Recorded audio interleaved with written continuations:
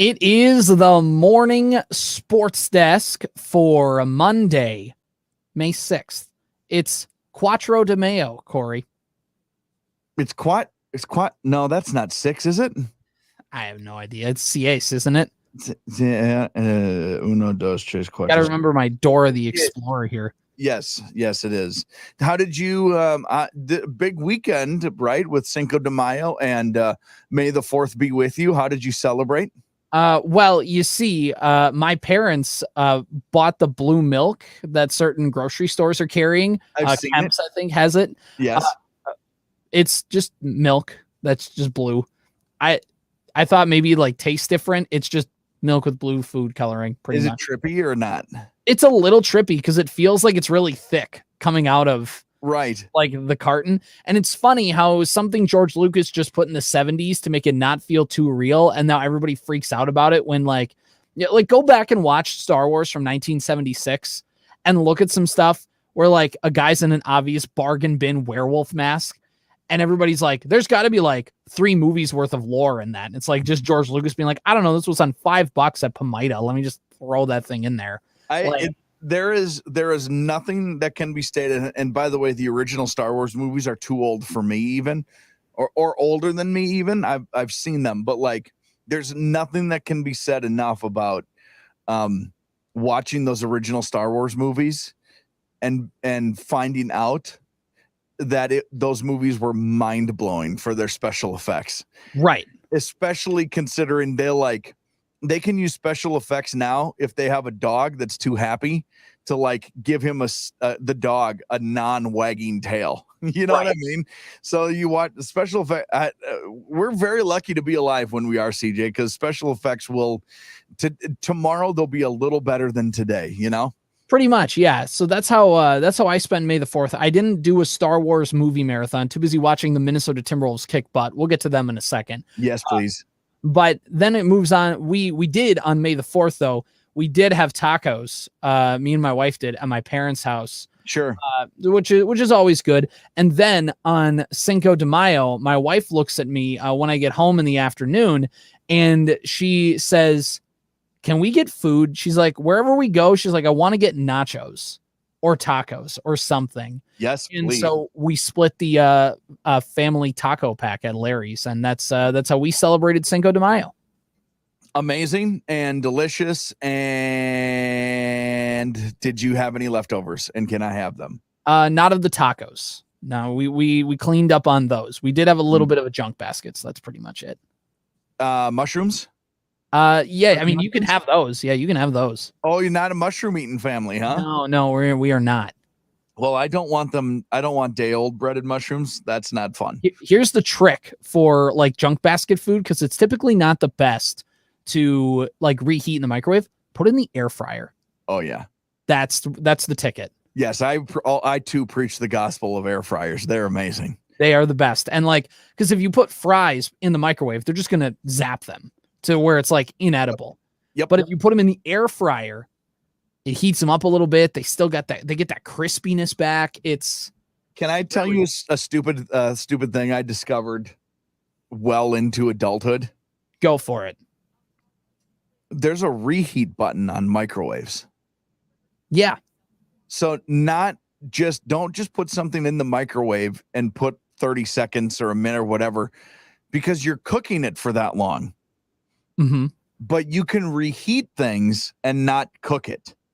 You know what I mean? Yeah. What an amazing discovery on the microwave, the reheat button. Because all of those foods that you mentioned, if you cook them for 90 seconds or a minute or whatever it is, now they're good. Now you're just zapping the life out of them. But you can very delicately reheat. Microwave's an unbelievable invention. It's got to be like one of the top 3 inventions of the 20th century. Are we doing this? Do we need to do this? Do we need a 24-hour notice on the best inventions of the 20th century? I think we can. That'll be a good like Tuesday or Wednesday bit, I think. So, oh my gosh.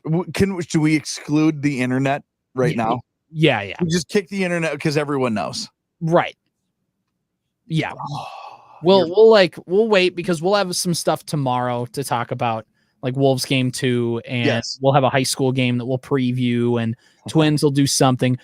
I think this is a good Wednesday discussion. Let's save that for Wednesday. Can one of the inventions just be a food?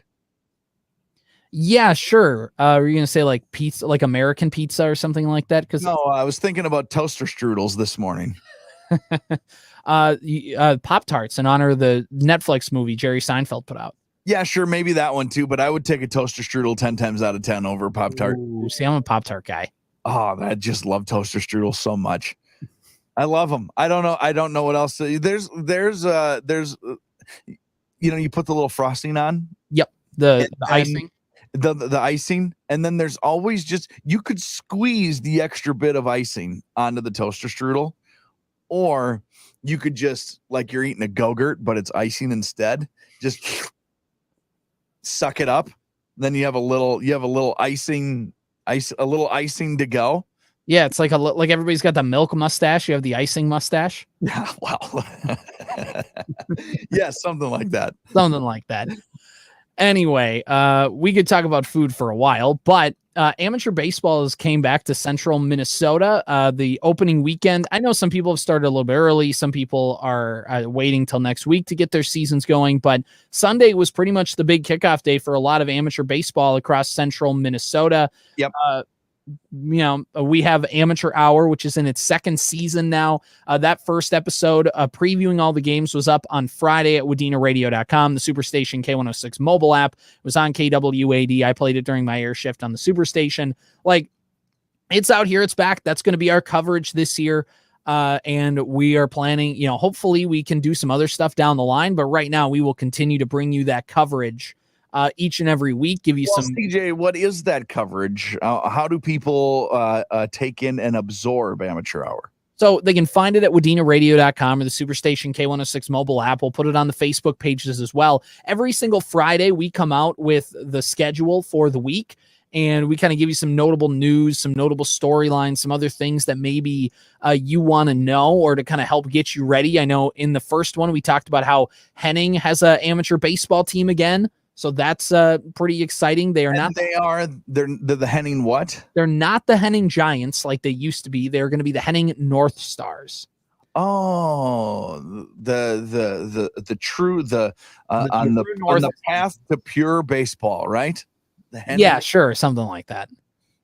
And didn't I hear? Aren't they doing like a baby blue? Like, yeah, I mean, because as they should. By the way, everybody should rock a baby blue uniform. What were the Giants' colors? Good question. I want to say it was probably like I'm probably completely misremembering it. I want to say like navy blue and white. Okay, I've never known the Giants to exist. Yeah, they have not existed in my life. As a matter of fact, I'm pretty sure most people who play baseball in Henning would play in Deer Creek, correct? Yeah, I mean that. At least prior to this year, I don't know what the situation is like, but yeah, Deer Creek was kind of the place for some of them to go, or maybe you go, do you swing in depending on where you're at? If you're good enough, there's Urbank in there. There's probably some other teams north if you want to go that direction. Perham or Dent or something. Yeah, exactly. Yeah, Perham, Dent, Frazee, or Frazee Vergus. It kind of flips flops. Yeah, there's a lot of amateur baseball stuff going around, and also Dent. I can't remember if they had a team or not last year. I know they went away for a couple years, but now they've got the team running back up again. If you check the amateur baseball website, it says like Diamond Hawks or something like that, which was I used in Amateur Hour. I looked and Kyle Gelsine floated me, I think it was Kyle, floated me the paper of like the Sabika Monaga paper where it talks about Midway and Sabika and a couple of Nimrod and the town teams for that. And they have them as, I believe, the Wildcats. That's what I knew them as. Yeah, the Dent Wildcats. So I don't know. What was the first one you said? Diamond Hawks was what it said on the Minnesota. Diamond Hawks? Yeah, that's what it said on the NBA website. Unless I misread. I love that. Now I want to check. Dent, be the Diamond Hawks. Minnesota Baseball Association. Everyone's the Wildcats. So if you look at NBA Diamond Hawks. Look at NBA teams. I have the Dent Diamond Hawks of the High 10. What an unbelievable name. But I don't know if that's their name, though. That's the thing. Like, I want to believe that, but I also want to believe the Speak Managa paper. That's the thing. Like, I got conflicting reports. Well, they have always been the Wildcats. Right. And it's a safe assumption to assume that they would be that. But now, and this is nothing against either one. This is more just against my own reporting of that. Or lack thereof. Yeah, exactly. All it would take is like a 5-second phone call to somebody. But no, I love the Diamond Hawks. Right. Oh, and by the way, Detroit Lakes in year 2 of being the Detroit Lakes Ligers, by the way. Yeah, I like that one. We had the conversation with Zeke, who is a DL resident, and he sent us a picture of their mascot. Yeah. And I wanted what like I said, smoking a cigar by himself in the clubhouse. I mean, it wasn't that, but it just had that vibe, didn't it? That vibe. I said, is it Lenny the Liger? And no, I was incorrect. Yeah, but it was alliterative, wasn't it? Was it Larry? Larry, Lonnie, See, Lawrence. you got to pick something like completely out of there if you're going to do it. I'm looking up this conversation now because I want to get it correct. The Liger. It was Larry the Liger. Of course, it was Larry. Living like Larry. I'm on board for, especially for stuff like amateur baseball. Like, it's okay. Be unique and be a little silly and be a little like, be hyper specific. You know what I mean? So that's why I'm about Diamond Hawks. Is that a type of hawk? I don't know, nor do I care. Right. Exactly. It's like the hyper specific names are the ones that not only are they more original and they feel closer to your team. The Nimrod Gnats. Have you guys been to Nimrod? They're brutal over there. The Gnats are awful. I spent so many summers in Nimrod like that. It's accurate. All right, let's put a bow on amateur hour here. Yeah. CJ Bumgarner's batting average through one game is. I went 0 for 2, but I had a walk and no strikeouts, so I'll take that as a win in my first game back. Did you roll a couple over or rolled one over and popped one up to the shortstop? Nah, off the end of the bat. The one off the shortstop, yes, but the one I rolled over, at least I hit it towards the second base side of the infield. I advanced the runners. Move somebody up. Hey, yeah, moved them up. Fundamentals. I didn't strike out. That's my anytime I don't strike out, I can at least feel good. It was the at bat where I didn't make contact at all. It was the one where I got a walk. Made him throw a few pitches, worked up to a full count. Not the start we wanted, but we got game number 1 in the books. I do not intend this to be a call out of CJ Bumgarner sort of segment, but it might turn into if we talk on Monday next week and all of a sudden after 3 games we're talking about an 0 for 9, 0 for 10 experience, we might have to turn this into a little something. Let me put it to you this way: if that's how it starts out, the next time you ask me, I'm gonna go, yeah, I didn't play this week. Yeah, they benched me. Correct. Still 0 for 2. I'm still 0 for 2. They said I stink, and they're not wrong. It would be funny if you were 0 for 2 because you had 7 walks for the weekend. That'd be pretty good. Look, we're asking the wrong questions. That's why batting average is good. It doesn't tell the complete story. If we look at my on-base percentage, on the other hand, I got a 3.33. What does he do? Prices. What is it? Do I care if it's a walk or a hit? You do not. You do not. It's a Moneyball reference. Okay. Let's talk a little basketball, shall we? Because we're talking about NBA basketball for your Minnesota Timberwolves and my Minnesota Timberwolves in May. Our Minnesota. It's the state's team, CJ. It's our Minnesota. Just to claim them as our own. The Timberwolves talk about playing team basketball, and everybody has like the Wolves logo, but they have the hammer and the sickle like over it. It's our team as the Soviet anthem blasts in the background.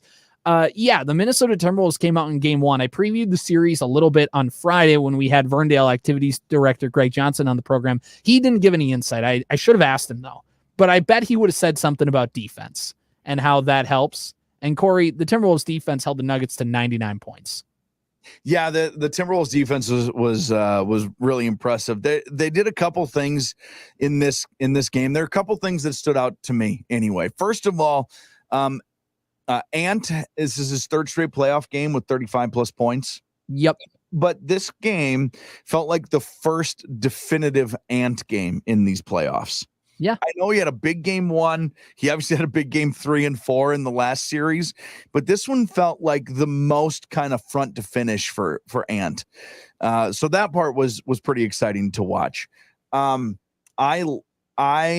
thought they didn't shoot the ball very well, but had a lot of good look. Now, in the fourth quarter, it was different, right? In the fourth quarter, Nas went crazy. Fourth quarter, Nas, shout out him. He needed that because he's been bad. So to get him off the schneid a little bit, including in a banked in 3, it's nice to have the hoop open up for you that way. Sometimes that's all it takes is an ugly shot to go in to turn your fortunes. And then you had that 6 tip slam that went in. It was nice to have Nas back in that one. But for 3 quarters, I don't feel like the Timberwolves shot the ball very well. Carl hit some shots and obviously did his thing, but it was kind of tough sledding. That being said, they had a bunch of shots. Right. And getting the shots is the goal. If they go in, even better, right? On the other side of it, I don't think Denver got a ton of great looks all night long. No, really. And that is just a testament to the defense that we've talked about for forever. And I would also like to just tack on to that. I loved the way they defended Jokic. His stat line was still very good. He's the best player in the league, and he's going to be the MVP for the 3rd time in 4 years or whatever the numbers are. It doesn't matter. They picked him up. I remember laughing. I'm like, they're picking him up like 3/4 court, full court. I just loved that.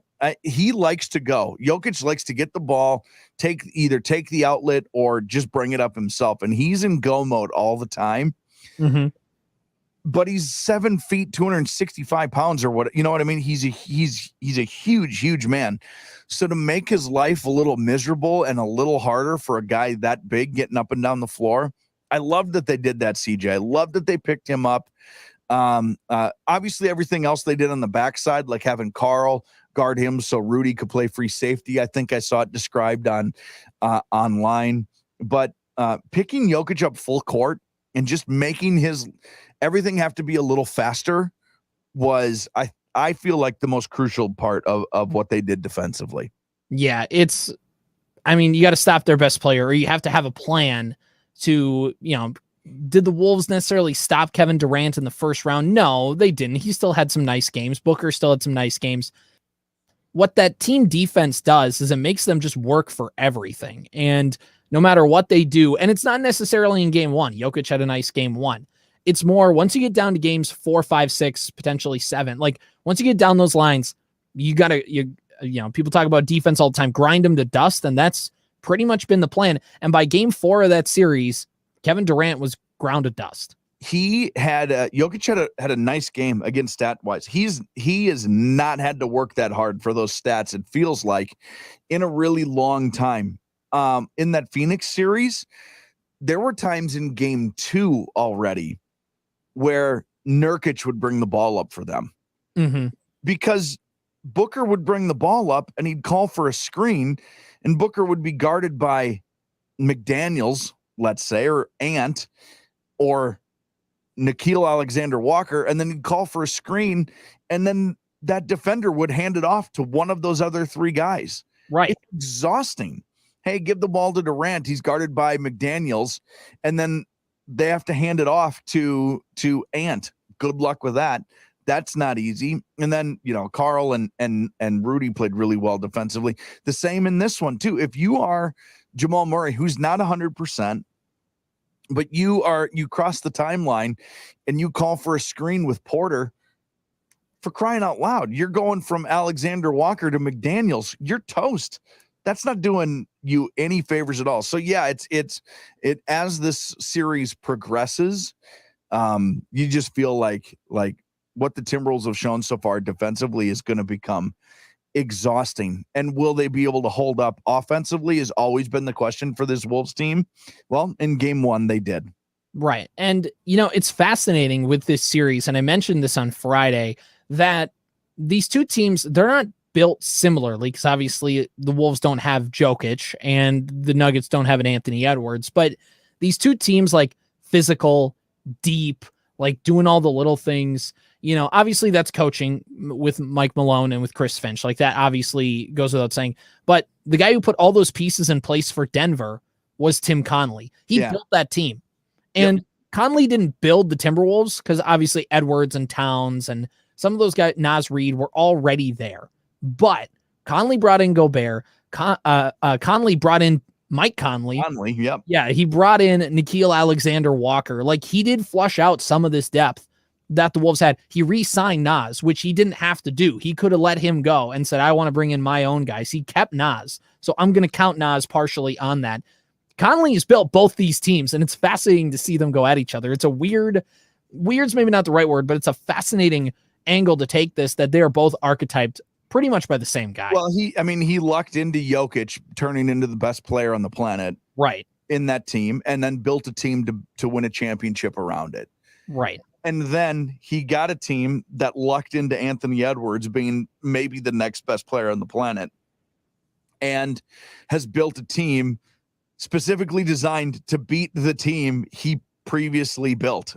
You're right. It's totally unique and totally fascinating. And I've been listening to some other things about these NBA playoffs as anybody is. Isn't it funny, by the way, as a quick aside, when your own team is in it, how interested you are in everything else around the I just care totally about the NBA playoffs right now and what everybody's doing. It's really fun.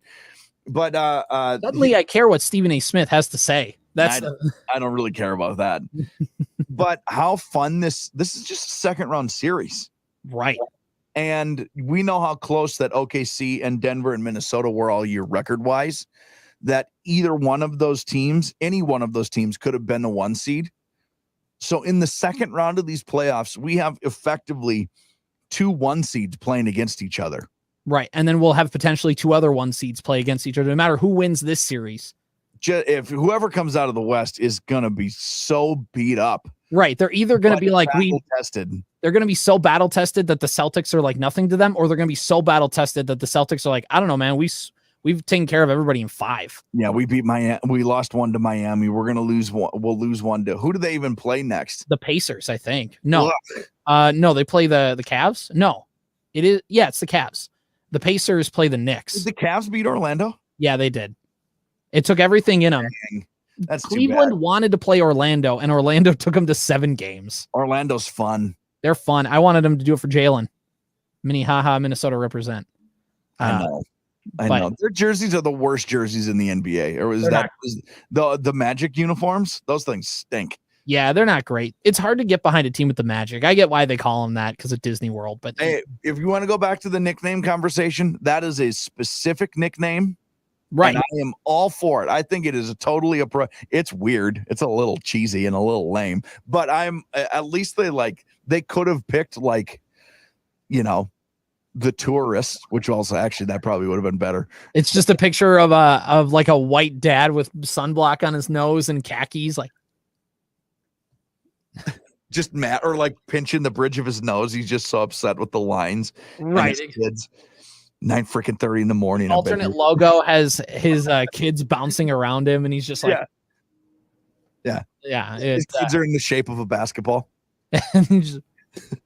Anyway, so yeah, the Timberwolves. This is the interesting thing too. I think about the Timberwolves, and then we can kind of move on, and we can start to look to game 2 here.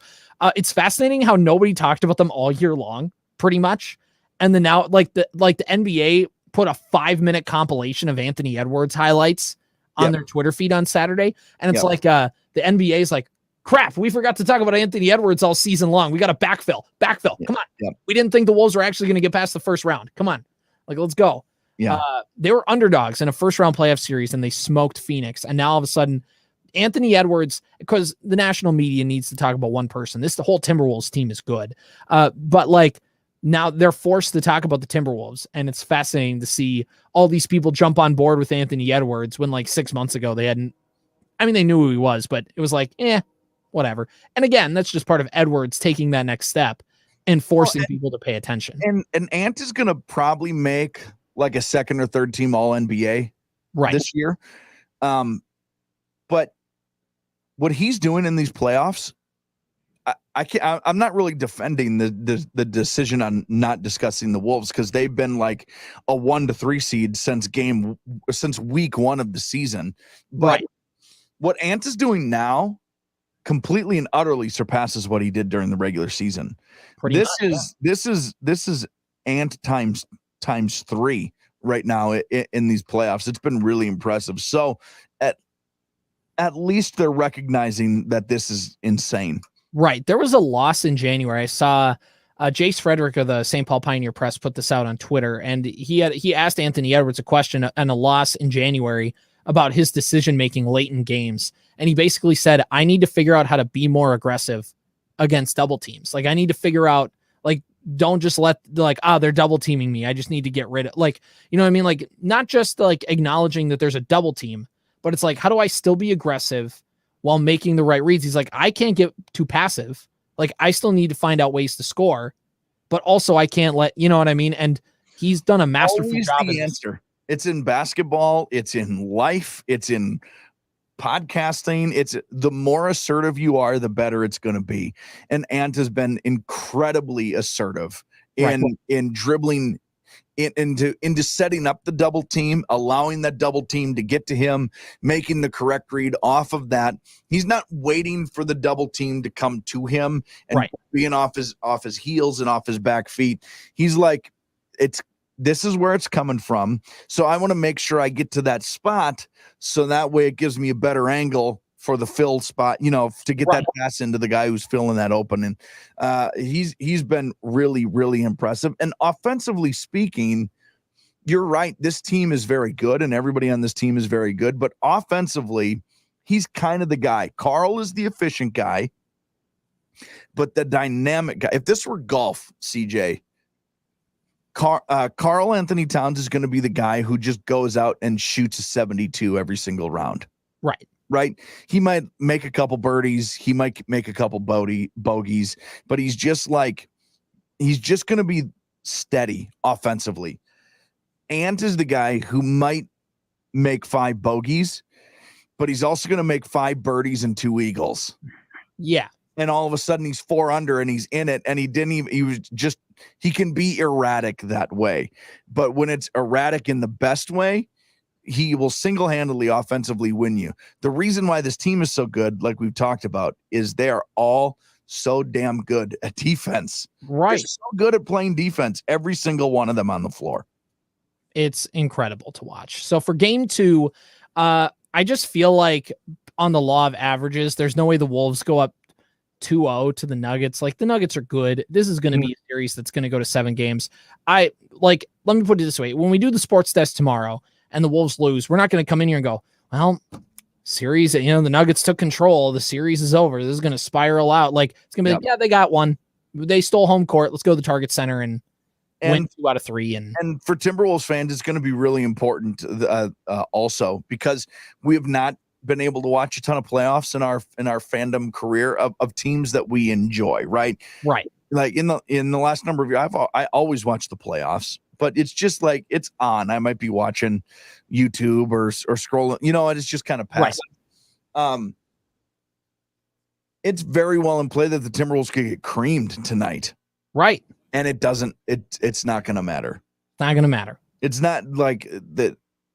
What matters is that they stole one. Mm-hmm. That is what makes this potentially very exciting.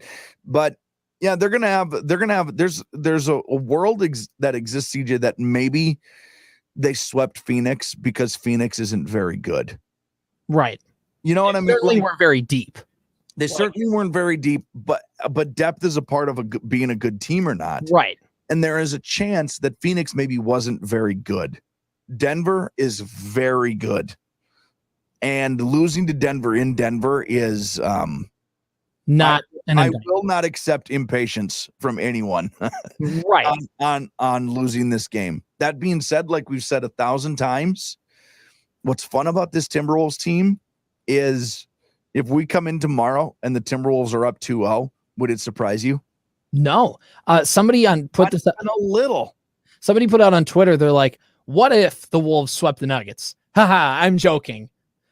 But what if? But also, it's the like. Obviously, we know the Wolves aren't going to sweep the Nuggets, but like they could. Day 100. The Nuggets could have swept the Wolves, and nobody would have been shocked. And the Wolves could sweep the Nuggets, and I don't think anybody in Minnesota would be shocked. It doesn't feel weird to say that the Timberwolves could come out of this 2-0. It feels authentic and legitimate and whatever. Now, will they? Probably no, but could they?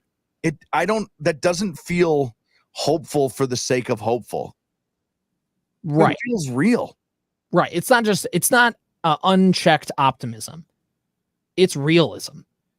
This team is legit. All right. Now that we've said all the real things that we believe exist, can I give you one silly thing that I love about this series so far? Go for it. They've worn nothing but white jerseys the whole time. Yeah. They've been in white. They will in the first 4 games. Yep. They're no throwbacks. It's like their regular white uniform, but all whites through 5 games and through 8 games of playoffs. We could have had the Wolves wearing their throwbacks with the Nuggets wearing their like baby blues from the early 2000s, and we would have hit peak. So who picks? Does the NBA pick? I don't know if the NBA, I don't know if it's the teams. I don't know if it's like, well, the Nuggets get to pick the home team gets to pick their uniforms first, and then the away team picks like their counterbalancing. And obviously, like, you can't do the same colored one. Like, I'm not sure how that all works. Phoenix wore the same blacks on their home court for both days. Yeah. I don't know. I'm because like in baseball, the pitcher picks the starting pitcher picks the right uniform anyway, right? I don't know if it's like, do team captains vote? Do they like, I don't know. It's fascinating. Are the Wolves like waiting to see if there they must get be to some like NBA restrictions on that, because that other uniform is technically like their color rush or whatever it's called, right? Right. Yeah. Technically the ones that they're wearing tonight are their main uniforms. So maybe Nike's like, hey, it's the main uniform. You need to make sure that you wear it like at least this many times or whatever. I just like that they're white. They're in white. I'm not superstitious, but I'm a little stitious. It's not a good thing though, for the fact that the Wolves main, I think they call it the association uniforms, are just boring. They're a little they're not a bad uniform franchise. They're too minimalist, I think. Pretty generic looking, yeah. Yeah, it looks like if you're going to create a team. But that's all. It's not fair to compare anything to their city's edition or whatever. Well, the Wolves were like we talked about before, the Timberwolves of the early 2000s were like, it's sharp 90s, it's loud, it's in your face. And like, by the time they did a revamp, that's just not what jerseys were. And it went very minimal. It was starting to be in that swing of things going minimalist. Right. And they swung too far in that direction, because now you can tell people are starting to get tired of the minimalist uniforms. They want things that are maybe not loud, but things that at least have something going on with them, which is why I guarantee you in the next 5 years, the Wolves do a uniform change. Oh, definitely. All right. So let's talk about the Minnesota Twins, because losers. There was a point there where Minnesota sports hadn't lost a game in 2 weeks. Yeah, the Wolves swept, and then they won game 1, and the Twins went on a 12-game winning streak. However, they ruined it. They ruined it with their ruinous. And just like that, now the Twins are losers. They started a losing streak. Trade everyone. Get them out of here. We're back to being a terrible sports city with a terrible stadium and terrible coaches, terrible players, and terrible ownership. I mean, it's just tough to see. Can I ask you a hypothetical? Yeah, sure. As a Twins fan, I think I know my answer. If we would have gone back 13 games ago, and I would have said from this point forward, the Twins will win 12 out of every 13. Would you accept that? Yeah. Yeah, I think so too. Yeah. I think I would. I think I would accept 12 out of 13 until September. You know, if anything, I'm upset at Rocco Baldelli for not using the win 12 games in a row strategy earlier. Like, what's he thinking? It was a poor choice to not decide to win a little sooner. I agree. Yeah, I mean, really, it's hashtag fire Rocco. Hashtag. I don't agree with any of these, but they're funny. Hashtag Rockhead. Hashtag ball dummy. Yes. I simply would have chosen, if I were manager of the Twins, to have started winning sooner. It's funny when you have like the Twitter GMs who are like, oh my gosh, the Twins only signed this guy who's hurt all the time. It's like, I simply would only sign free agents that never get hurt. Obviously, exactly. Like, what are we talking? Like, it's that kind of like. It is an extremely bad idea as the Timberwolves to let Jokic score 49 points tonight. As coach, I would tell the team to not do that. Right.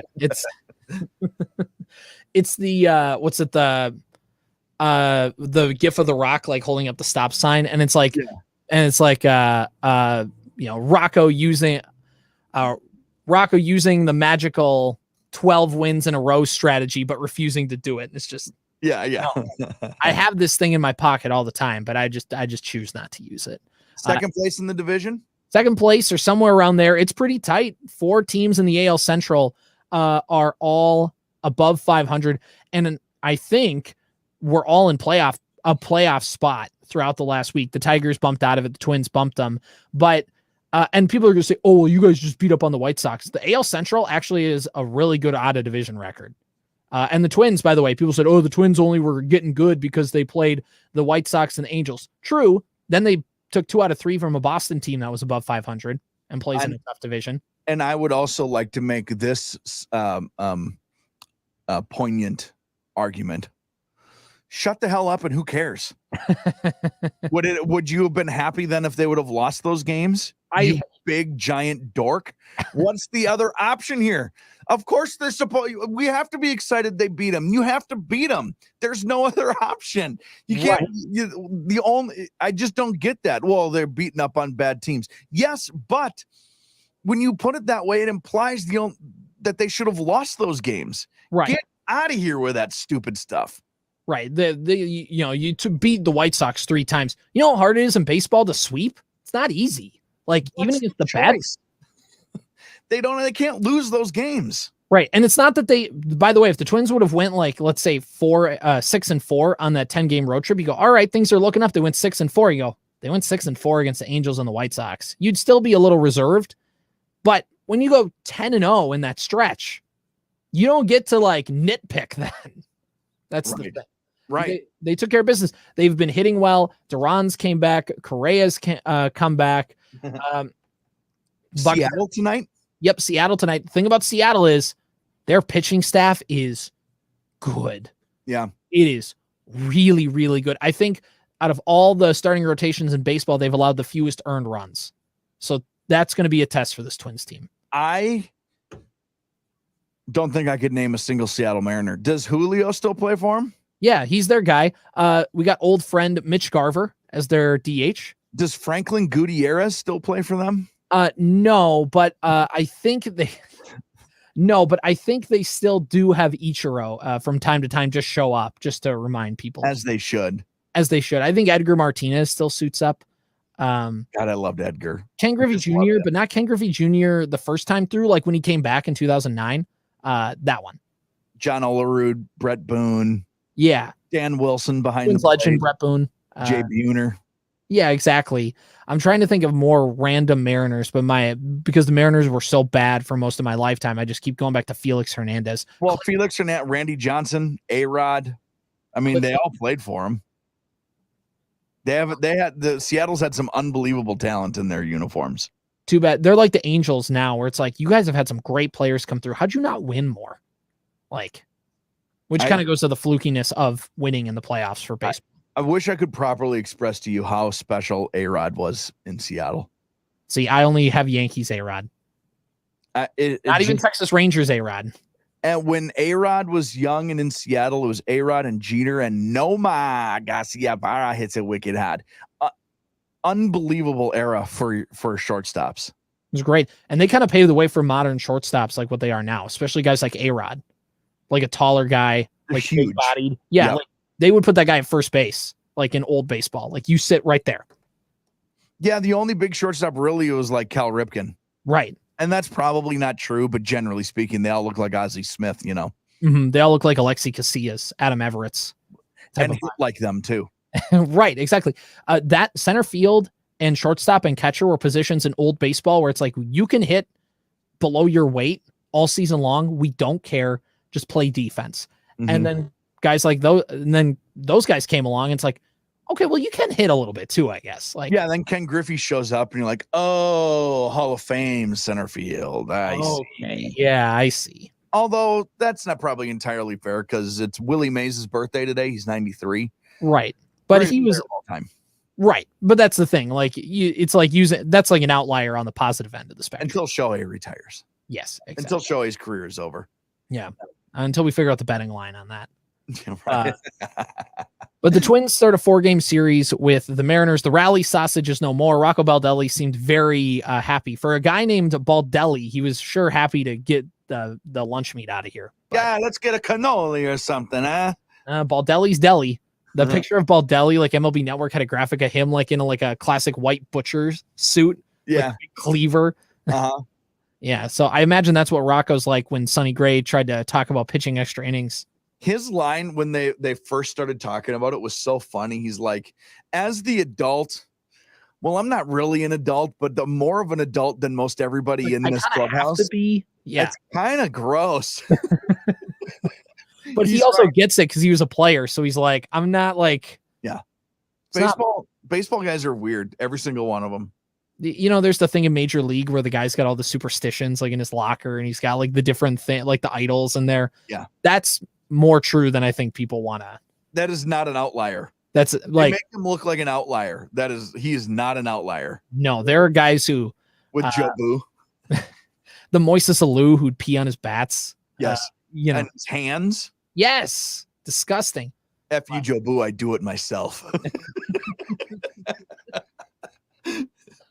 So here's to the Twins' new rally sausage. But in a way, I think the players, based on reporting, are done with it now that like everybody's kind of picked up. Like that was an inside joke for them, and now that the inside joke is out of the bag, it's a little like, all right, let's move on to the next thing. We lost. Get it out of here. It's like when the next hunk of meat. There's a good joke. It's like when there's a good joke on the internet, and everyone's like, oh my gosh, this meme format's really funny, and then a corporation uses it, and it's like, man, killed it. We're done. When the McDonald's Twitter page posts something out of it with the meme format, you're like, no, we're done. What should they go to next? What's the next thing that would be like a wheel of cheese, like something else that could spoil and be disgusting? Yes. It's a home run gallon of milk. Aged to perfection. They could bring back the Kemp's gallon out in the outfield and blow. Yeah, they could bring back the Joe Mauer commercial where he's like bringing milk to a date with his mom or something. Yeah. We're all set. We got this. It's our home run sack of potatoes. Look at the vines growing out of this thing. Oh, look at the eyes that are coming out of here. This has been the Morning Sports Desk for Monday, May 6th.